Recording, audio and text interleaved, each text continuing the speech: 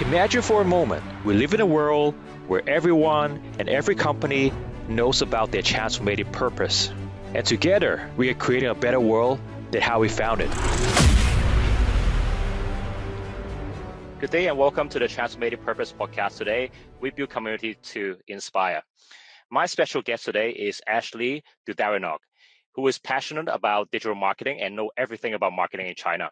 She runs two very successful businesses in China, Alaris and Chosan, Chinese social media agency, and also a business training school. She's also the creator of The Fire, a personal development course designed with women in mind. Ashley is many things. She is Amazon best-selling author, global keynote speaker, trainer, media contributor, and female leadership advocate. And during our podcast today, we're going to have a chat with Ashley to understand her unique upbringing, entrepreneurship experience as a woman and foreigner in China, marketing trends, consumer behaviors, and some of the new internet policies coming out of China. Welcome, Ashley. How are you and where are you this morning? Hey, Aaron. Awesome to be on the show. Thanks for having me. I'm doing well and I'm dialing in from Hong Kong. Oh, great. We're in the same city. Yay! How are you this morning? Doing absolutely fabulous. We've got a gorgeous weather. Going through this COVID lockdowns, I think there's a lot of places in the world that are much worse than Hong Kong. We are safe and sound. The weather is great. We have the beaches, we have water, and business is doing well as well. I love your positive outlook. I think we're quite fortunate in Hong Kong. Even though everyone is still wearing a mask, I think we are relatively free compared to what's happening in other countries. Right. Absolutely. Yeah. Hey, I want to ask you first question. I want to ask you something about yourself. You speak 4 languages. Very impressive. German, Mandarin, Russian, and English. I can only speak 3. Your Mandarin is probably better than mine. You grew up in Russia. I heard in a small village. You live in New Zealand, study in China. You're now working in Hong Kong, focusing on mainland customers. Can you tell us a bit more about your upbringing? Sure. Well, calling Vladivostok, which is Haitongwei, a city close to mainland China, a village, is a bit of an overstatement. But yes, I was born in the Soviet Union back then in Vladivostok, which was a closed military port. We had back then 500,000 or 600,000 people, which is for Soviet or let's say Russian standards, it's still a big town, the biggest in the Russian Far East. And yes, I was born in the last years of the Soviet Union. Growing up in Vladivostok was really fun because we had a lot of multicultural kind of, bridges and interaction, despite the fact that it was Soviet Union. So we were basically the cities bordering on mainland China, Korea, and Japan. And we were exposed to all these cultures. Like the first place that I visited, that I've traveled abroad, was actually Japan and Korea. And the second place that I've ever visited outside of Russia was China. And yeah, it was fun. And then going forward, when Russia essentially started opening up and we had opportunities to travel abroad, study abroad, etc., I also went out to study in England and New Zealand and do my bit of exploring the world beyond just Russia. And then at 17 years old, I ended up in mainland China. I was in the city called Chongqing, which is central China, population-wise, the largest city in the world with 32 million people. And that was a huge change. There were so many things to learn, to see, to absorb. I went there to study. So I studied business and economics. And this is where my China journey has really begun because there are many reasons, at least back then, right? It was more than 15 years ago. There were many reasons why foreigners would move to China, but hardly were they envisioning China, becoming what it is right now so quickly. So everybody saw that this is a manufacturing hub, but it was not really about consumer market and innovation and, this kind of future-proof technologies. And for me, the same. I ended up in China not for the love of kung fu or noodles, not because I had this not xiaolongbao. Or xiaolongbao for that matter, yes. And not because I saw this grand vision of China when I was 17, but it was basically love. I had a boyfriend of mine at the time. He was studying Chinese and I felt that this was awesome. We could go to China together. He could do his studies and his stuff and I could do my bachelor degree there. So I was like, okay, well, let's go to China. And the only person I knew, the only Chinese person that I knew very closely was one of his university professors. And she was from Chongqing. We're like, yeah, great, let's go to Chongqing. So that's how sometimes by accident, so many journeys in our life, I believe, begin and they lead to something outstanding and amazing and very impactful. So my journey started in Chongqing. I spent 4 years there and I studied Chinese first and then I said business and economics. Was it difficult studying a foreign language? How did you pick it up? I honestly believe that Chinese is probably one of the simplest languages in the world. There's virtually no grammar whatsoever.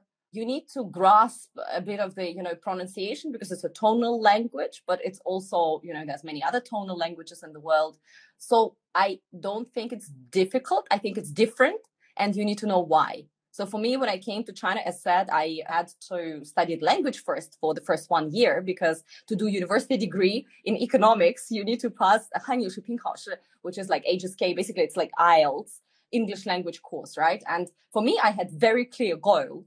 So I studied every day for 4 or 5 hours in the university, kind of, a course in Chinese language for international students. And then I spoke with people, and in half a year, I was able to pass HSK 6, which was enough to get to university. And I think when you have that clear goal in mind, you can do it. And you just need to forget all other Latin languages that you speak and start from scratch, because it's a different language and it's simple. It's very logical. And I personally love how it sounds as well. So it was fun. Like I said, I think your Mandarin is probably better than mine. Well, we can speak Mandarin to figure out. No, I don't dare to go into that. Yeah, some people might drop out of this call. Was there any cultural shocks when you arrived into China?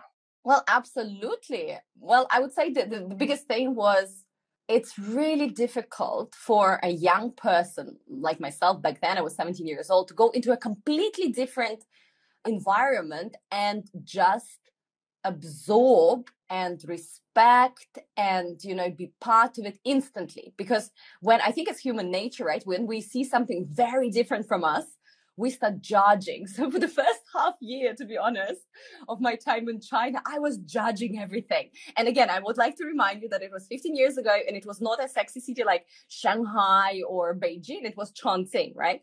Mm-hmm. So basically, I saw children urinating in the streets or in supermarkets, or people in spitting on the ground. Yes, on the ground with, these split pants. So I'm sure you know what they are. For those that don't know, these are the pants, and then there's basically a split kind of cut in the seat of your pants where you can just squat and basically do your business. And I was like, oh my goodness, how is this possible? So I was judging. Or for example, in the restaurant, people were speaking very loudly, or, spitting on the streets or whatever. Basically, for me, you call it cultural shock, but for me, it was me being the judger. And I think it is such a, stupid approach. I mean, you come to a country with 5,000 years history, with people that were working so very hard to get to that, new development stage so quickly. You come as an outsider to the place which is full of lessons, full of energy, full of gorgeousness. And all you do is you reject those gifts and you focus on what you want to judge from, where you come from. Oh, that's not how you do things in business. So for me, yes, the first half year was difficult because I came with a different mindset. I was 17 years old. I was young, and I was like judging what I could. And then something changed. Because I think when something is not working, work on yourself first. And I learned that lesson early on. And I was like, okay, it's clearly not very productive to be in the place where I come as a guest and I just don't accept those gifts, don't learn from these experiences. And I think this is also in business very obvious, because China has so much to offer right now and also back then as a model, to learn from, to experience. And China can learn from the rest of the world. And that's what China is doing. They're learning from the rest of the world. And very often the rest of the world, and I'm talking about primarily, Western countries, they are not able to look beyond the things that they disagree with to learn from China. So that's where my half a year in mainland, that's where my kind of important turning point started, because I focused on what I can learn and I accepted the things and the differences and I started enjoying them and I had a blast. And again, I just thank my mindset. I thank the, upbringing that I had, or the fact that I also was exposed to many cultures before the age of 17 when I moved to China, mainland. And yeah, I think that was very, very important for my future and for everything else that I do with China, because I truly love this culture. I truly love seeing how it evolves. I can see it's not all perfect. Absolutely not. Nobody is. But I can see beyond it to really focus on what we can learn and how can we kind of build bridges and, help everyone. That's fascinating. Like you said, I think a coin has two sides, right? You can either embrace the change or you can reject the change. Yeah. And One of the criticisms for China, I guess, 10, 20 years ago was more so on sort of being criticized the sort of the East following the West.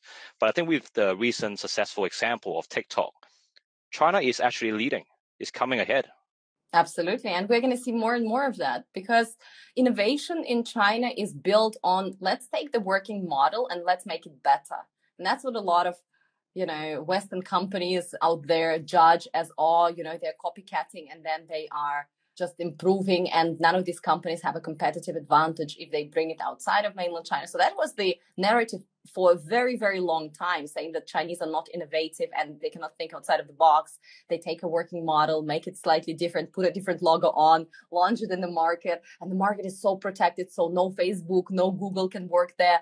And then that's the only reason why these tech giants are successful. And there are some pointers that could help you make up that story. But in reality, this is not so. For Chinese people, in the West, at least when you talk about, let's say, Silicon Valley, from what I hear, from what I gather, in order to be an innovator, you need to invent a bicycle, you need to invent something completely different. And then everybody kind of looks at you and, give you a bit of respect. But in China, if we look at the history, innovation was take something that's working and make it better and listen to the people and, keep evolving. And that's what China has done with their, technology companies, social media companies, e-commerce companies.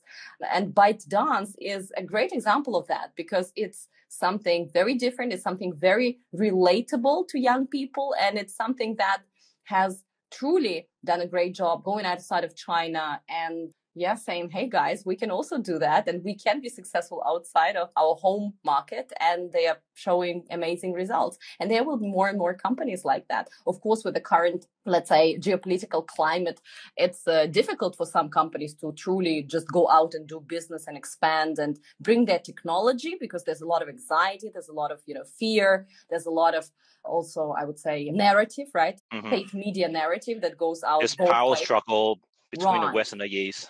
Absolutely. And of course, it's difficult for, many companies, including ByteDance, to just go and export their technology and really explore international markets. But ultimately, one way or the other, maybe Chinese big tech giants, also from our experience and the big companies that we work with, both Chinese and international, we see that many of them are just saying, okay, maybe the US and Europe are not really the markets where we need to go in first. Maybe it's Southeast Asia, the Russian-speaking world, Latin America and Africa, where we shall really be, because ultimately 70% of global consumers in about 30 years from now are going to live in those countries. So you don't really need the US. You don't really need Europe. You need all these other markets if you want to be a global player. Yeah, I strongly believe for us to build a better world, everyone needs to work together and we need to leverage each other's strengths. So I came across Dragon Ashley. Can you tell me about who is this person? Well, Dragon Ashley, I always say that, when you start a business, it's a very lonely journey. I think when you start a business in Asia, where as a woman, where there are rather few role models, it's good to create your own kind of alter ego, to create your own role model, like a collection of different role models that you had from childhood, from movies, from real life, etc. So put your own alter ego together, call it Dragon Ashley or Sasha Fierce or whatever you want, and essentially make her an absolute kick-ass. So that was something that I actually was speaking about in my TED Talk a couple of years ago when TED invited me to speak about my entrepreneurship journey here in Asia and how a person from, a very different background from Soviet Union, right, where entrepreneurship was not really the name of the game, how somebody like me coming from that background, then moving to mainland China and then making it in business and going through all these troubles succeeded. And one of the biggest reasons for that was that I just collected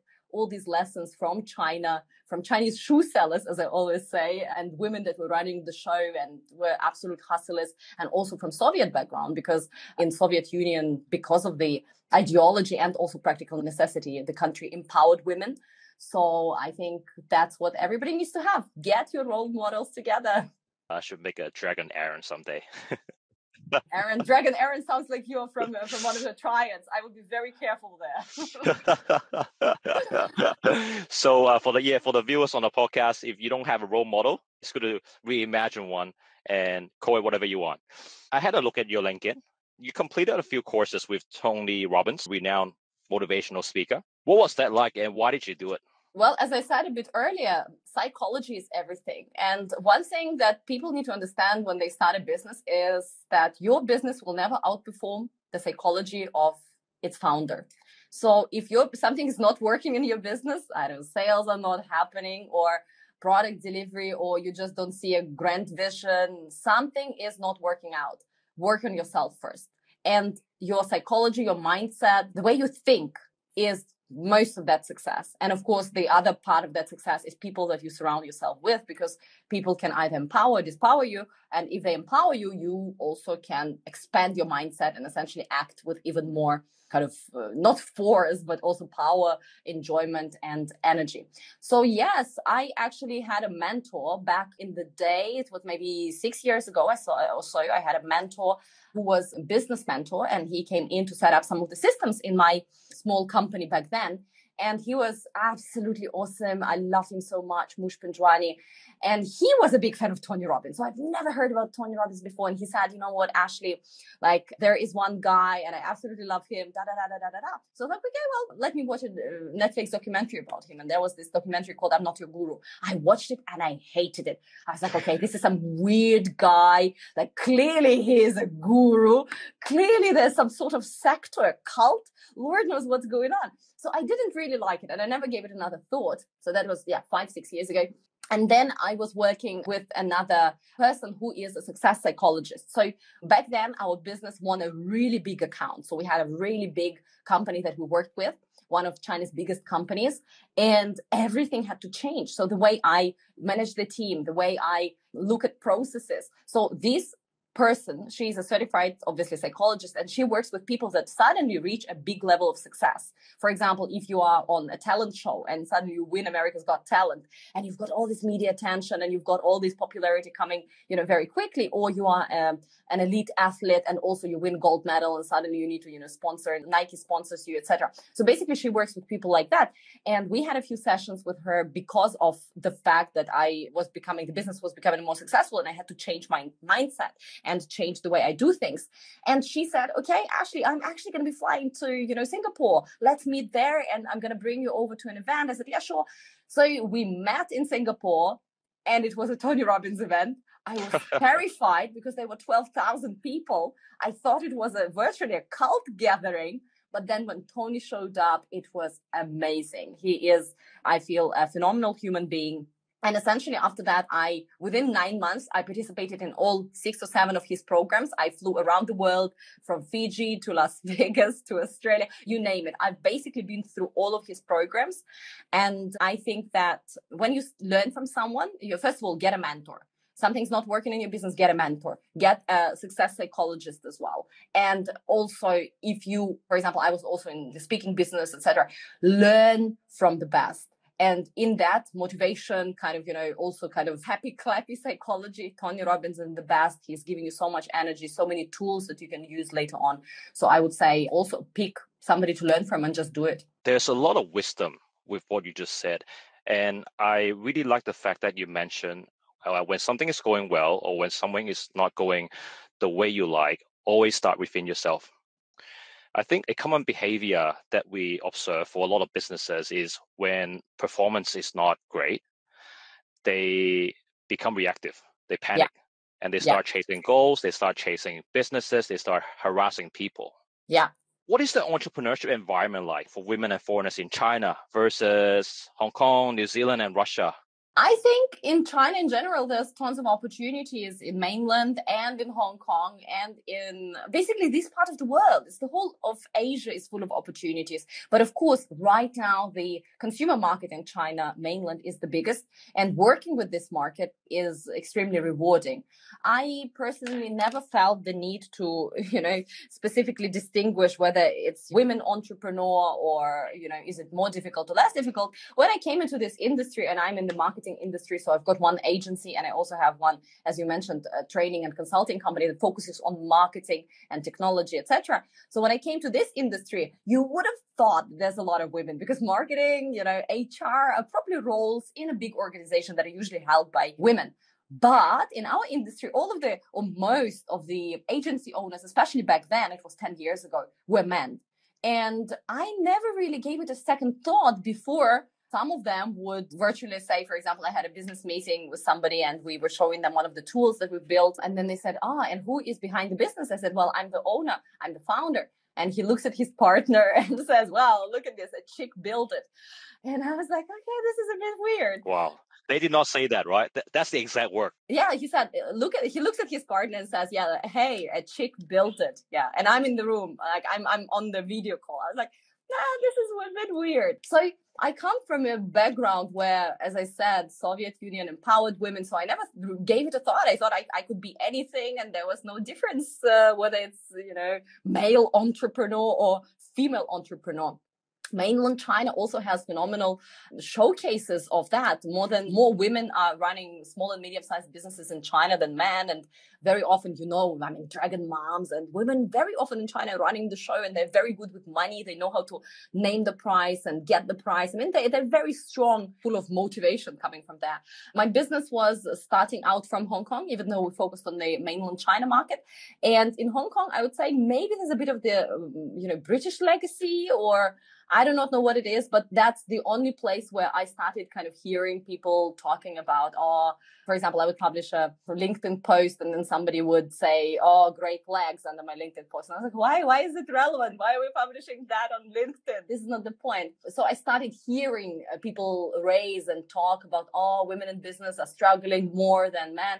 But I chose not to really look at it this way. I believe that you, as a person, as an individual in business and personal life, need to set boundaries. And people will only treat you the way you will allow them to treat yourself. And the issue very often is that we were not taught how to set healthy boundaries. So can there be, a jerk who comes up on the street to another man and says something unpleasant? Yes, there can be such instance. And then it's up to you. How do you react? Whether you think it's kind of okay and you let it slip or not. And I think because of my background, maybe it was easier to understand what's not okay and then find ways to set those healthy boundaries. So I've actually never had very, difficult situations in business where I felt that I was really not treated right because I was a woman or because I was from the, Soviet Union or Eastern Europe or whatever, just because I believe I was able to set the tone and also set those boundaries very clearly. And I understand that for some women, it's a bit more difficult because of, again, the environment, the background that they had, and the fact that they just don't know how to do it. But I also know a lot of men that don't know how to set boundaries. So it's not about gender. It's really about being respectful to others, right? Focusing on the goal. What are we here to achieve on LinkedIn? Comment on the legs or actually get some insights about the market. And learn how to say no, how to set boundaries and respect yourself first. I would love to receive a personal comment if someone wanted to comment on my hair or my eyes or my body. I wouldn't mind that. Guys, go to Aaron's LinkedIn and let him know how you feel about his hair.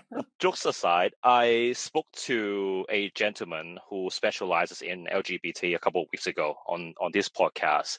And personally, I'm really glad to see there are more women in leadership roles.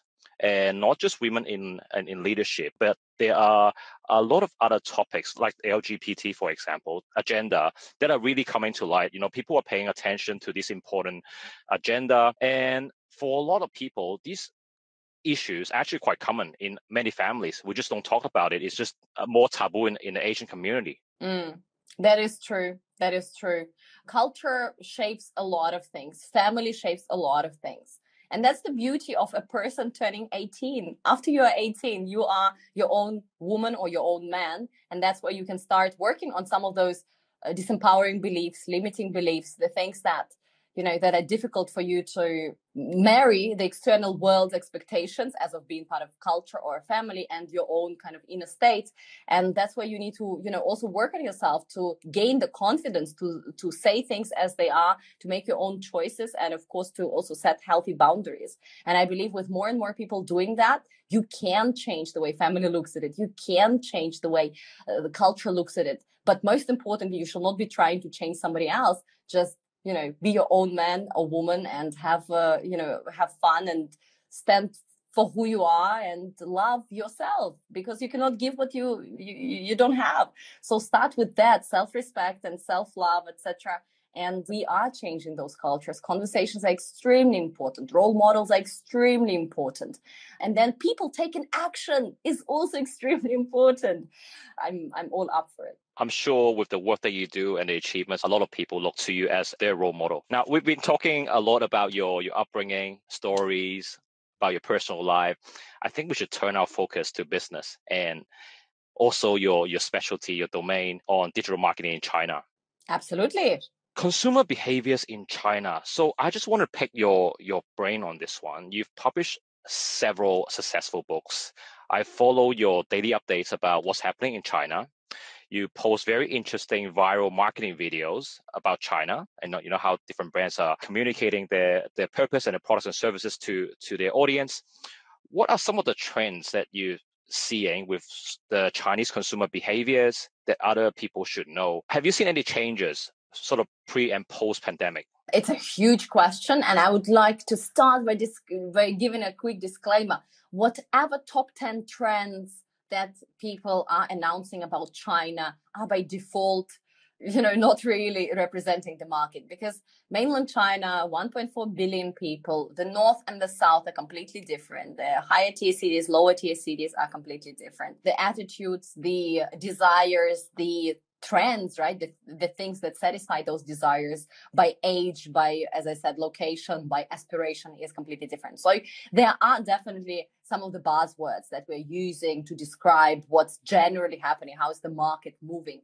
But mainland China is a complex market. And if you guys, any of you are planning to enter it, do your research before investing the money, because it's not as straightforward as to say, okay, right now everybody in Germany likes to be more green and save planet, etc., because China is, again, much more complicated.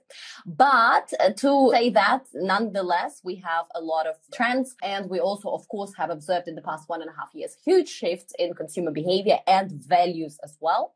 So the values have become more centered around health, fitness and family and work-life balance. This is the general trend where it's going post-pandemic. And when it comes to digitalization, of course, we have looped in new consumer groups, for example, elderly generation. We have looped in people from much, much lower tier cities like tier 4 and 5 cities, where this is their first experience with the internet and mobile apps and social media. So a lot of things are happening. And China, has already eliminated poverty. So there was an official announcement actually already last year. And this year there was an official announcement of eliminating poverty. Right now, the next kind of step in that journey is to eliminate digital illiteracy. So we have about 350 to 400 million people in China still that are not on, internet and mobile devices. Of course, a big part of them are children, but another big part of them are elderly and people from very, very small kind of villages across the country. So the country is focusing on that. So this is, to answer your question, what has changed during the pandemic. Many, many things changed.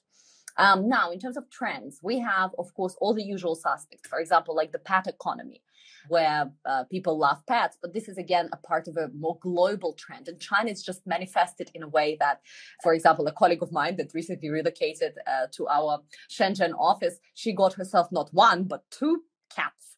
So she's now the owner of 2 cats, and she's extremely happy with her boyfriend to be a part of this pet economy and spending money on spa for cats and whatnot.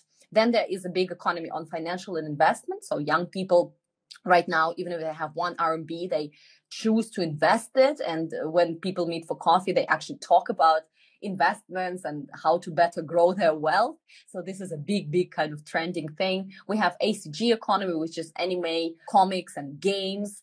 And young people truly enjoy that part of life, kind of merging online to offline and having their virtual characters meet up and, and obviously play games, but also interact in the virtual setting. There's a lazy economy where people want things to be simple, easy. It can be, from food delivery. It can be also the shoes that kind of lace themselves and, fix themselves, or it can be outfit that you don't need to ever wash, or using, dry shampoo kind of things, but taken to extreme and making it very digital. So lazy economy among actually two consumer groups, the younger generation like Gen Zs, and also the older generation is growing very fast.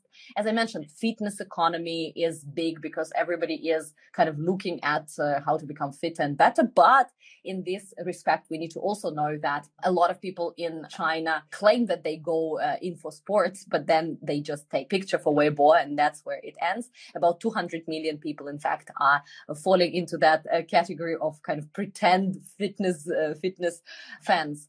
There's night economy, guilt-free economy, medical beauty, there's sheer economy, there's fan economy that's very big. So as you see, there's a lot of things that are happening. Green economy, guochao economy, home economy, blind boxes, I would always prefer, that people that go into China, as I mentioned before, really look into what are they trying to achieve, who is the consumer group that they're really trying to reach, and then translate that into what shall a brand or a company do. Yep, or they come and speak to you first.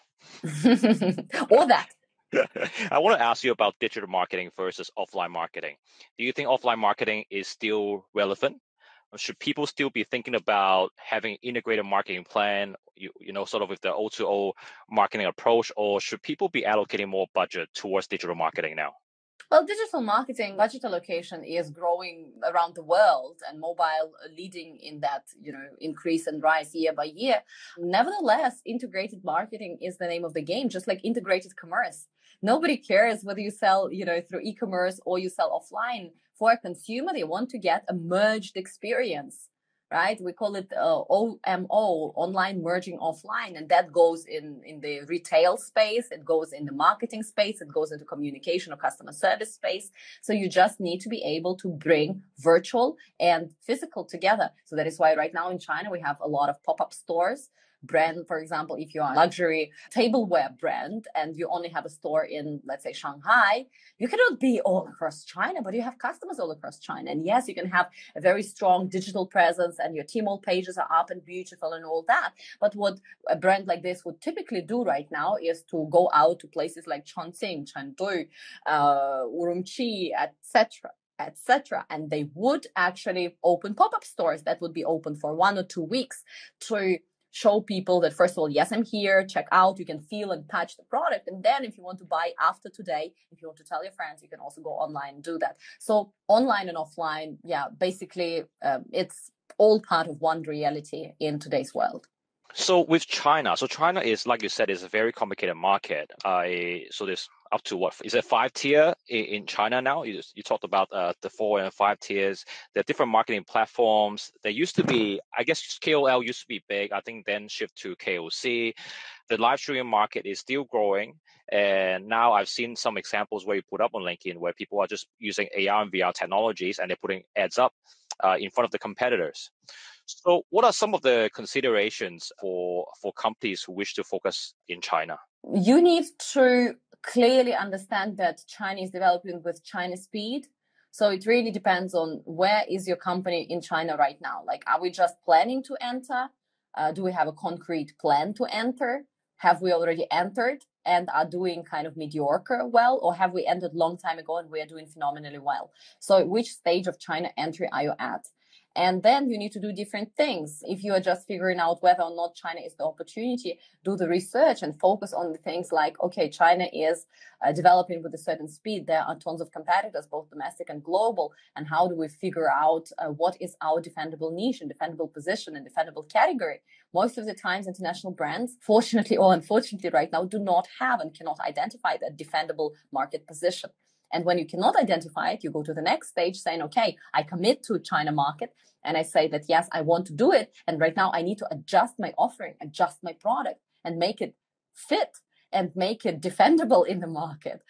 And then you go into the next stage. Okay, once you entered China, you need to have a proper, obviously setup. You need to make sure your legal paperwork, licenses, permissions, trademarks are all clear. You need to have a clear strategy on how you're going to sell. So channel strategy, TP partner, online distributor, all these things are very, very clear. Are you going to go and activate it with your internal team or external team?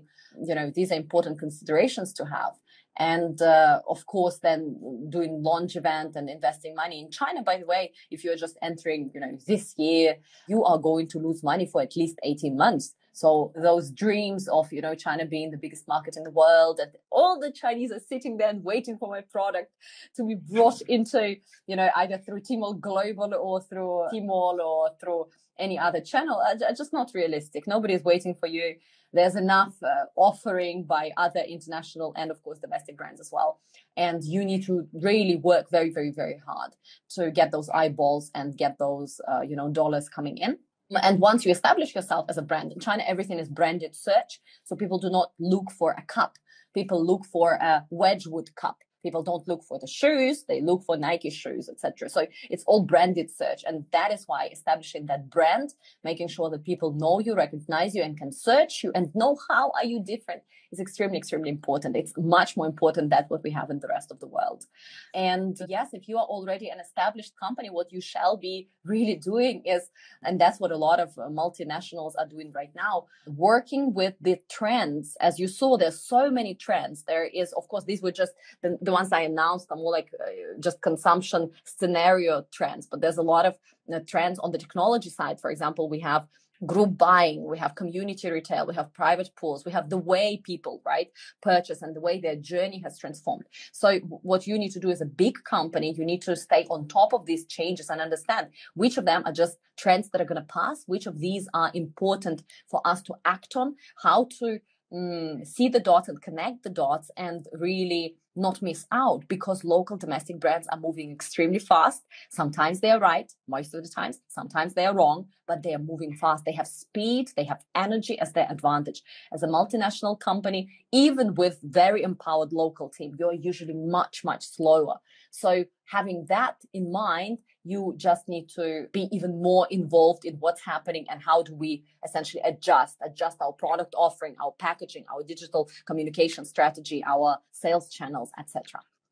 I should probably put in a caveat here, because you mentioned a lot on external trends. There are a lot of different contents and trends predictions on the internet. I think the viewers need to be cautious that some of these trends are actually not real trends. There are a lot of vloggers and bloggers. They made up these trends because they try to get the eyeball and make money from affiliate marketing. There's a lot of copy and pasting on the internet, but I don't think a lot of people know about this. Yes, absolutely. And I think that this is also our responsibility right now as any professionals or just part of digital kind of world, being netizens, to, be careful and be selective in the information sources and kind of, the news we read and the experts that we follow. And as you said, the other trends that we believe in, because as you said, there's a lot of, there's a lot of fakes in China when it comes to, fake sales, fake followers, fake stuff. There's a lot of fake news. There's a lot of fake trends happening all around the world. So yes, be selective. Don't take things for face value just because you read about it online. Find the people or the person or a few sources that you trust and believe in. And then, of course, speak with professionals if you are to make a business decision, because it's not just for fun. It's a business decision and it deserves to be taken seriously. I can't agree more with you. I want to talk about the future of China. Recently, we've seen some new policies not just coming out of China, coming out globally. So, for example, one of the initiatives that Tencent is doing, so they're going to implement facial recognition in China so that they can monitor minors' screen time. Personally, as a parent, I think that's a great thing. And if foreign companies who are planning to get listed overseas, they need to go through a local cybersecurity scan within China. And then obviously there's a lot of discussion about Didi being sued by the US investors. In your view, what are some of the important internet policies that you think people should be aware of? Well, there are many of them and they are different by sector. So in terms of internet policies, I think if we talk about, general terms, China is going through right now a very important exercise, which is regulating the market. And some people like to, again, sitting from outside of mainland China and probably not understanding the way it works and the market develops, and they like to judge, why right now? Why in 2020 or 2021? Why is this right now such a big topic? So the way China worked, based on, again, experience and based on history, is everything is allowed before it's specifically prohibited. And in the West, when it comes to innovation, everything is prohibited unless it's specifically allowed, right? So before, for example, Bitcoin became whatever it is, people already try to kind of come up with regulations on how to regulate it before it even takes shape. So in China, in that respect, go and do whatever you want with, for instance, Bitcoin, and maybe it's not the best example. And then once it's reached a certain state, or I understand what's going on, then they go in to regulate. So it's not the best example with Bitcoin, but what I wanted to say is that right now, China's digital ecosystem has reached the stage where the government sees the need to regulate it. And ultimately, it's very good for the market, because then when the rules of the game are clear, you can safely innovate and you can safely do your job. And right now, we all agree globally that, of course, data protection and, as you said, minors' involvement in the digital, let's say, gaming space, etc., is a big issue. And somebody is trying on a global scale, but there's not much movement or consensus or rules that are really being kind of globally accepted. So what China is doing right now is they go sector by sector, they go problem by problem, and they introduce new rules. For example, with bloggers, right? China has the world's biggest blogger economy and KOL economy, where internet celebrities actually sell. They die whore, right? They sell products. And previously, I could open, as a foreigner, I could open a channel and start selling tomorrow. Right now, I actually need to be registered as a vendor. So not only as a foreigner, but also if I'm a Chinese person, if I want to sell something, I need to be registered as a vendor. I need to get a permission, kind of a little license from the government to do that. Because if I'm selling something that is fake, then they know how to find me, right? I need to run a kind of a proper business. It does make sense, but it wasn't the case, let's say, 2-3 years ago. Or bloggers being, for example, if the platform has a blogger and the blogger is, breaking law, for example, they are promoting or selling something that is illegal or fake, etc., then both the platform and the blogger will be punished. Also, it does make sense because in the West, big tech companies kind of have an easy exit, right? Saying, oh, it's not us, it's the individuals that are breaking the law, but we are so, white and fluffy and we've got nothing to do with that. Well, in China, that's not the case. And that is why, of course, the platforms are very anxious to regulate the users and KOLs and others, because they know if something goes wrong, they're going to be punished. Xiaohongshu, right, Chinese social media platform, was shut down for a couple of months from new downloads, just like Didi is right now, because they had to clean up a lot of their kind of walls and announcements, because they were promoting hotels that were actually some brothels, and obviously that was just not not the way it's supposed to be, and the platform was punished because of the content that users were creating and essentially doing business on this platform. So all these things are taking shape, and right now the biggest discussion points are, number one, essentially your personal information, the usage of this personal information. So you cannot use it without permission. You cannot collect information beyond the scope of the service. You cannot demand excessive permissions. For example, Kuaishou or Douyin, they were both actually notified by the National Internet Information Office for collecting, too much data that's not necessary, and also keeping them too long. Then anti-monopoly is another big investigation, another big topic that's happening right now, right? So basically, out of two, choose one kind of policy that Alibaba and, Tencent, JD, in different sectors, not only e-commerce, were running, kind of, trying to buy not just users, but trying to buy merchants most of the times and somehow pressure them into selecting just one platform. So that is becoming more and more difficult. And also, for example, recently there was this game live streaming platform Huya and Douyu, right? So their merger was stopped as well, because they are trying to kind of keep the playing field less collected. Then, of course, there is, in China it's called harassing the users, but that's not really harassment. But there's another big topic, which is like bombarding the users with messages. And specifically over this 618, which is China's second largest e-commerce festival, right? The Ministry of Industry and Information Technology, they announced that if you keep harassing users with like text messages and promotions and whatever, you're going to be, you will have an issue. So like an app cannot have too many pop-up stores, and you cannot, as a brand or an app, send too many messages to the consumer and SMSs because you're trying to promote for 618. And of course, online game is, as you mentioned, is another big discussion point. Minors gaming, and also how much money, starting from what age can they spend a maximum per app, because people get addicted, especially young people get addicted very early on, and then they have access to their parents' wallets. So this is unhealthy screen time. And also what kind of games, for example, it was a big talk about 2 years ago when blood, right, these kind of violent games where blood was abundantly shown on the screen is right now also not kind of promotes it, right? You need to change the color of blood to green, and you need to basically, if your user base is very young, let's say 12, 13 years old or below, you really need to adjust some of these gaming approaches in order to potentially protect their psychological health as well. So these are just broad strokes, but again, a lot of industries, a lot of platforms, that they of course have their own regulations and their own a lot of things are in motion right now because China is going through this regulatory exercise. Yep. Actually, I think you have just outlined a very comprehensive diagnosis of some of the key issues that are not just facing China, but globally. I believe in a digital world or non-digital world, there needs to be check and balance at a societal level. Whether you're an internet company or non-internet company, companies need to be socially responsible. You mentioned there are pros and cons, whether it's you allow first and then prohibit later, or you prohibit now and then open up later. There are pros and cons to both approaches. And personally, I'm pro with regulation as long as the regulation has been set up with good intent. So if the intents are there to protect the future of our children, to protect their well-being, and to make sure they don't develop short attention span, it helps them improve their social integration skills.